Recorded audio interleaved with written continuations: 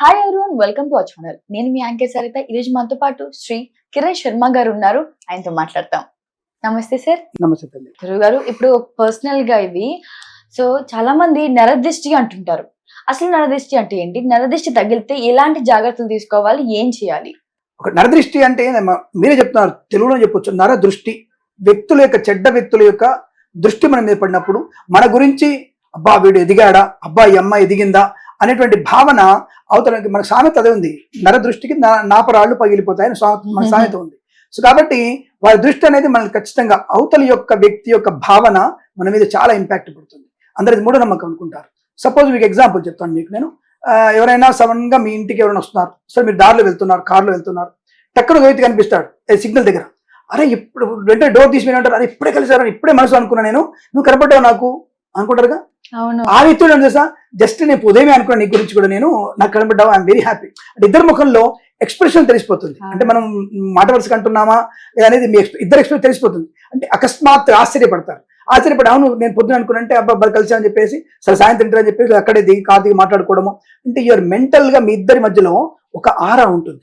అంటే మీ ఇద్దరికి ఒక హృదయానికి ఒక మనసుకి ఒక ఇన్ఫర్మేషన్ ఉంటుంది.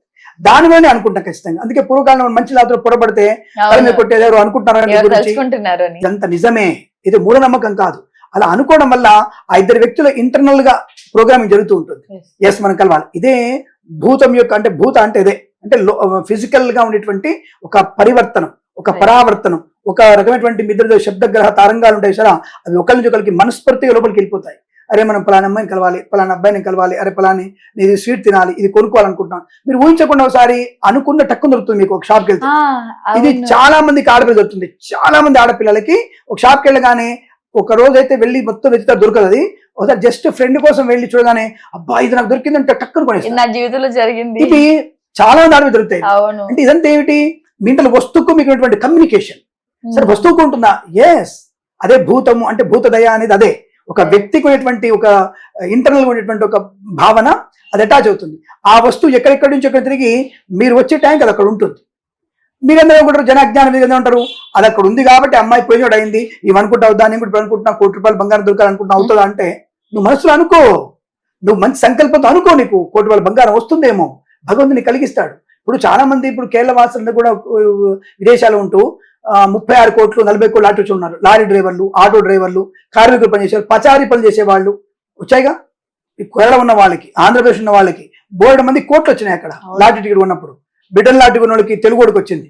సో ఇంతకు వచ్చిందంటే అర్థం ఏంటి అంటే, వాళ్ళు దేవుడా ఎక్కడో దగ్గర మాకు మంచి జరిగించు అని చెప్పినప్పుడు పూర్వజన్మ పుణ్య ఫలితం వల్ల కావచ్చు, ఇప్పుడు కావచ్చు, తప్పకుండా జరిగే అవకాశం ఉంది.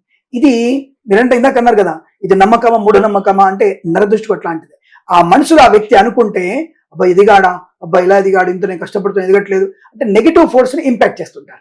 ఈ ఎప్పుడైతే నెగిటివ్ ఫోర్స్ ఇంపాక్ట్ చేస్తుంటారో దానివల్ల మనం ప్రమాదాలు పడే అవకాశం, మనకి నష్టం జరిగే అవకాశం ఉంటుంది. ఖచ్చితంగా ఇంట్లో వినాయకుడి వ్రతం చేసుకోవాలి. సింపుల్ వ్రతం అది, వినాయక వ్రతం చేసుకోవడం. తప్పకుండా ఇంటికి మీరు ఈ నరదృష్టి ఉన్న ఎలా తెలుస్తుంది ఫస్ట్ తెలుసుకుంటే 3 రకాలు తెలుస్తుంది. ఒకటి, అనవసర ఖర్చులు పెరుగుతూ ఉంటాయి, అసలు ఊహించలేము మన ఖర్చులు. ₹100 సంపాదితే ₹150 ఖర్చు అవుతుంటుంది. అది వెంటనే కనిపెట్టేయచ్చు మీరు, అది 2 నెలలు తెలిసిపోతుంది.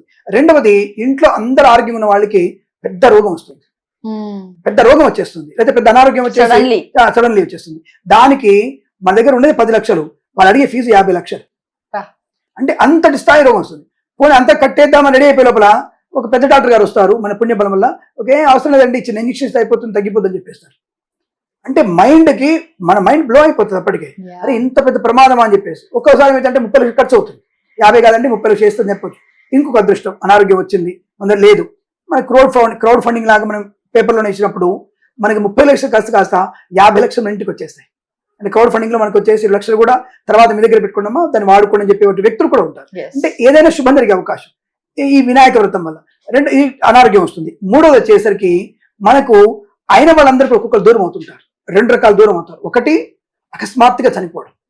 అకస్మాత్తుగా ఆ వ్యక్తులు మన నుంచి స్నేహితులు కాస్త శత్రువులుగా మారిపోయి మనల్ని ఏదేదో నెగిటివ్ మన గురించి చెడు చెప్పడం. ఎందుకంటే స్నేహితులు కూడా చాలా రహస్యాలు చెప్పారు కదా, మన రహస్యాలు బయటకు వెళ్ళిపోవడం. ఈ 3 రకాల నరదృష్టి వల్ల 3 రకాల విషయాలు బయటకు వచ్చేస్తాయి.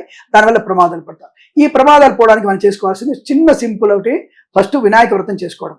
రెండవది, ప్రతి అమావాస్య రోజున బూడిద గుమ్మడికాయని ఇంటికి కట్టడం. అంటే అమ్మవారి దేవాలయంలో ఆ గుమ్మడికాయకి పూజ చేయించి ఇంటికి కట్టడం వల్ల మంచి ప్రయోజనం ఉంటుంది. 3 అమావాస్యలు కడితే చాలండి. 4వ అమావాస్య కల్లా మీకు సమస్య పరిష్కారం అవడం, వృద్ధి పొందుకోవడం, అంటే మళ్ళీ కొత్త కొత్త వృద్ధిగా పొందుకునే అవకాశం ఖచ్చితంగా ఉంటుంది. ఇది నరదృష్టి యొక్క విశేషం. గురుగారు నెక్స్ట్ ఒకటి ఇంకా గురుదోషం అంటే ఏమిటి, అది తొలగిపోవడానికి ఏం చేయాలి? గురుదోషం అంటే ఏమంటే ఇప్పుడు ఈ కాలంలో గురుదోషం ఎక్కడుంది? గురుగ్రహ దోషం ఉంటుంది తప్ప గురుదోషం ఎక్కడుంది? ఈ మధ్య ఉన్న పిల్లలు ఎవరైనా గురువుల్ని ప్రేమిస్తున్నారా? గురువుకి నమస్కారం చేస్తున్నారా? సినిమాలో చూపించినట్టుగానే ఉంది తప్ప బయట గురువుకి నమస్కారం చేస్తున్నారా? గురుదోషం అంటే గురువు అంటే ఏమిటి అంటే, నువ్వు ఫిజిక్స్ టీచర్ అయినా, కెమిస్ట్రీ టీచర్ అయినా, ఏ టీచర్ అయినా సరే ఇప్పుడు చాలా భక్తి భావంతో ఉండి ప్రయత్నించాలి. కానీ ఆ గురువు ముందరే సిగరెట్ తాగుతున్నారు, ఆ గురువు ముందరే మద్యపానం చేస్తున్నారు, ఆ గురువుని గల్లా పట్టుకుని కొట్టేటువంటి స్థాయికి చేరిపోయినప్పుడు గురు శిష్యుల బంధం ఎక్కడో చెప్పండి. అంటే మన సంస్కారం తగ్గిపోతుంది. అంటే ఆటవిక సంస్కారం పెరిగిపోయింది. అంటే సనాతనమైనటువంటి సంస్కారం నుంచి పాశ్చాత్య సంస్కారానికి మనం వెళ్ళిపోతున్నాం. కాబట్టి ఆటోమేటిక్ మన గురువుల యొక్క బంధం ఎక్కడుంది? ఆ గురువుడు ఏమిటి? వీడు నా మాట ఎలాగ వినడు అని ఒక పుస్తకం తీసుకొస్తున్నాడు. Right, long ago Akbar is there, Akbar చెట్లు నాటేను, రైట్ రాసుకున్నారా, right boys girls boy have enjoy, వెళ్ళిపోతున్నారు. అంతే, నేను చెప్పట్లేదు. వీళ్ళకి ఆ విద్వత రావట్లా, అంటే చేర్చుకుందాని తపన వెళ్ళలేదు, చెప్పాలన్న తపన వాళ్ళకి పోయింది. కాబట్టి గురు శిష్యుల బంధం పోయింది. కాబట్టి గురువు యొక్క దోషం అంటే అక్కడ తెలిసిపోయింది. ఇక మీరు అడిగే జాతకంలో గురుదోషం అంటారా? గురు చండాల యోగం ఉంటుంది, ఇంకొక దోషాలు ఉంటాయి. గురువు నీచలో ఉన్నప్పుడు అంటే మకరంలో ఉంటే నీచగా ఉంటాడు. సో కాబట్టి కొన్ని స్థానాల్లో నీచ స్థితిని మనం అంచనా వేసుకునే ప్రయత్నం చేస్తే అంటే ఆ గురువు యొక్క దోషం అనేది చాలా రకాలుగా ఉంటుంది. గురువుతో ఎప్పుడైనా సరే శుభగ్రహాలు కలగడం వల్ల లాభం ఉంటుంది. గురుడు కర్కాటకంలో ఉన్నప్పుడు కానీ, మీన ధనుసులో ఉన్నప్పుడు కానీ గురు శుభయోగాన్ని పెంపొందిస్తాడు. కాబట్టి ఆ గురుదోషం అనేది మకరంలోనే దోషం మీరు అడిగినటువంటి జాతక ప్రకారం. బయటి ప్రపంచంలో అడిగినటువంటి గురుదోషం అనేది మాత్రం తొలగిపోయే అవకాశం ప్రస్తుతానికి లేదు. ఒకవేళ మీరు అడిగిన ప్రశ్నకి గురుదోషం పోతుందంటే శిష్యులందరూ కూడా ప్రతి సంవత్సరం గురువుకి గురుదినోత్సవం రోజున, సర్వేపల్లి రాధాకృష్ణన్ గారి జన్మదినోత్సవం రోజున అందరం కూడా ఆ గురువులందరికీ కూడా మీరు కాలు కడిగి వారి పుష్పాలు కాళ్ళ మీద వేసి ఆ గురువు ఏ కులమైనా సరే, అక్కడ బ్రాహ్మణ లేదా ఇంకో ఎస్సీ ఎస్టీ ఆ సంబంధం లేదు, గురువు అంతే, ఆ స్థానం గురువుదే. గురువు అనేవాడు దైవంతో సమానం. ఆయనకి మీరు కాళ్ళు కడగండి, వీలైతే నెలకోసారి కాళ్ళు కడగండి, నెలకోసారి గురు పూజ చేయండి. అప్పుడు ఆ గురుదోషం పోతుంది. ఆ గురువు అనుగ్రహంతో ఉత్తమ విద్యార్థులుగా ఎదిగి సమాజానికి పనికొచ్చేటువంటి వ్యక్తులుగా మారే అవకాశం ఖచ్చితంగా ఉంటుంది. చివరిగా గురువు గారు, సో చాలా మంది యూత్ ప్రెసెంట్ ప్రాబ్లం ఏంటంటే లవ్ పక్కన పెడితే అరేంజ్ చేసుకున్న వాళ్ళకి త్వరగా పెళ్లిళ్ళు కావట్లేదు. సో ఇలా పెళ్లిళ్ళు చాలా లాంగ్ ఇయర్స్ బ్యాక్ వెయిట్ చేసిన వాళ్ళకి పెళ్లిళ్ళు తొందరగా అవ్వాలి, మంచి సంబంధం రావాలంటే ఇలాంటి పూజలు చేయాలి? దానికోసం మీరు అడిగే ప్రశ్న సమాధానం ఒకటి, ఎందుకు దాని అర్థం కాలే. ద లవ్ మ్యారేజ్ సక్సెస్ అని మీరు అనుకున్నారా? లవ్ మ్యారేజ్ సక్సెస్ అని మీరు అనుకున్నారు ఎప్పుడన్నా? లేదు, అందుకే వాటి గురించి కావాలి ఇప్పుడు కదా. మీకు అడిగే సమాధానం చెప్పాలంటే వాటి గురించి నాకు కావాలి. First of all love marriage ఎంత సక్సెస్ ఉంటాయి కదా, ఎక్కడ ఉన్నారు మీరు? సక్సెస్ చెప్పండి నాకు, ఎక్కడైనా చెప్పండి, ఎక్కడైనా చెప్పచ్చండి. How many? వేళల్లో లెక్క పెట్టవచ్చు. రైట్, ఇప్పుడు నేను మీకు ఒక క్లియర్ ఇన్ఫర్మేషన్ ఇస్తాను. మీకు మిస్టర్ గవాయ్ గారు, సుప్రీంకోర్టు జడ్జి గారు గవాయ్ గారు, ఆయన ఇన్ఫర్మేషన్ ఇచ్చారు. మీకు నెట్లో చూడండి ఒకసారి. 91.3% love marriages going to fail. ఈ 91.5% కూడా లవ్ మ్యారేజ్ డైవర్స్కి వచ్చిన కేసులలో 83% now in Andhra Pradesh and now in Telangana. రెండు హైకోర్టులో ఉన్నటువంటి కేసులు ఇవి. మిస్టర్ గవాయ్ గారు, నేను ఇచ్చింది కాదు information. Go and search in internet how many divorce cases in Andhra Pradesh, how many divorce in Telangana, and love marriage and arrange marriage కొట్టండి, మీరు తెలుస్తుంది. అదే అరేంజ్ మ్యారేజ్ వచ్చేటువంటి divorce cases 36%. That's imagine yourself. I am not saying anything. I am not giving any false information. I am saying directly, go and search in your internet, you get the information. So కాబట్టి పెద్దలకు వివాహాలు ఎందుకు బాగుంటాయి అనే ప్రశ్న, ఎందుకు love marriage fail అవుతాయి? అంతకుముందు ఏ వ్యక్తి అయితే 11 వరకు నీతో మాట్లాడినప్పుడు ఎంజాయ్ చేసావు, అదే వ్యక్తి పెళ్ళైన తర్వాత 11 మెసేజ్ పెడుతున్నప్పుడు నెగిటివ్ అనుకుంటున్నావు.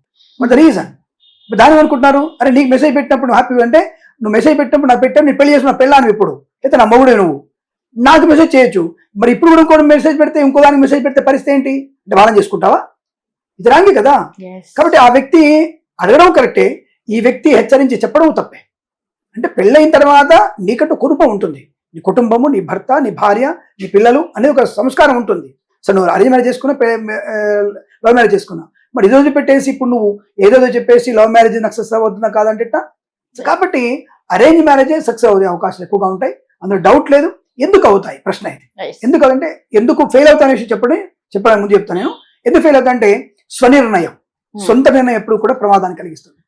10 మందిలో నాన్న, అమ్మ, అమ్మమ్మ, అత్తయ్య, మేనత్తలు వచ్చినప్పుడు, ఏదైనా సమస్య వచ్చినప్పుడు పరిష్కరించడానికి అందరూ నీ తోడుగా ఉంటారు. ఇక్కడ పరిష్కరించేసరికి ఇంతకుముందు ఎలా ఉన్నావు, నువ్వు టెంపర్మెంట్ ఎలా ఉన్నప్పుడు లవ్ మ్యారేజ్ అప్పుడు 5 ఏళ్ళు ప్రేమించినా నాకు అబ్బాయి తెలుసు, నాకు అమ్మాయి బాగా తెలుసు, ఒకరు బాగా అర్థం చేసుకున్నాం, మేము మాకున్నటువంటి కాన్ఫిడెన్స్ మీకు ఎవరికి లేదు, మాకు తెలుసు కాబట్టి మాకు జీవితం బాగుంటాయి అన్నప్పుడు టెంపర్మెంట్ అందరితో ఏం మాట్లాడావు, నీకు అనవసరం, నువ్వు మాట్లాడకు అన్న వ్యక్తి ఈ పెళ్ళి ఇప్పుడు ఇబ్బంది అయిన తర్వాత వచ్చి అడుగుతున్నప్పుడు నీకు సలహా చెప్పేటువంటి వ్యక్తులు వారు ఉండరు. ఎందుకంటే వాళ్ళ మనసును చిదిమేశావు, వాళ్ళు రారు. అది అరేంజ్ మ్యారేజ్లో బాధ్యత స్వీకరిస్తారు. అరే నేను ఈ అమ్మాయి నా మేనకోడలు, ఈ అమ్మాయి నా మేనల్లుడు, ఈ అబ్బాయి నా మేనల్లుడు, వీళ్ళ జీవితం బాగుండాలి, ఏదన్నా చేద్దాం, కాళ్ళు పట్టుకున్న అబ్బాయి ఇది అమ్మాయి కాళ్ళు పట్టుకున్నా పర్వాలేదు అని maximum to maximum will try to ఇద్దరిని కలపడానికి ప్రయత్నం పెట్టుకోండి. సో ఇలా మ్యారేజ్ కాలం వాళ్ళకి ఏం పూజ చేస్తే బాగుంటుంది, వాళ్ళు ఎలా? ఒకటి జాతకంలో చాలా చూడాలమ్మా, జాతకంలోనే ఎక్కువ ప్రభావం ఉంటుంది. కళత్ర స్థానం ఏంటని ఉంటుంది, ఆ కళత్ర స్థానాన్ని బట్టి జన్మ జాతకాన్ని బట్టి ఈ కళత్రకారకుడు సప్తమాధిపతి ఎక్కడ ఉన్నాడు, ఏ టైంలో పెళ్ళి అవుతుంది, దశాంశ ఏంటి, నవాంశ ఏంటి, ఇవన్నీ కూడా కంపేర్ చేసుకుంటే తప్ప మనం చెప్పడానికి కుదరదు. సరే చాలా పెళ్ళి అవ్వని వాళ్ళు ఏం చేయాలి అని అడిగితే మాత్రం తులసి వ్రతాన్ని ఎక్కువ చేసుకుంటే మంచిది. అలాగే ఆడవాళ్ళైతే అఘోర పాశుపతం అభిషేకం చేసుకోవాలి. ఆ మగవాళ్ళైతే కన్యా పాశుపత అభిషేకం చేసుకోవడం వల్ల తొందరగా పెళ్ళే అవకాశాలు ఖచ్చితంగా ఉంటాయి. Thank you. సర్వే జనా సుఖినో భవంతు. నమస్కారం.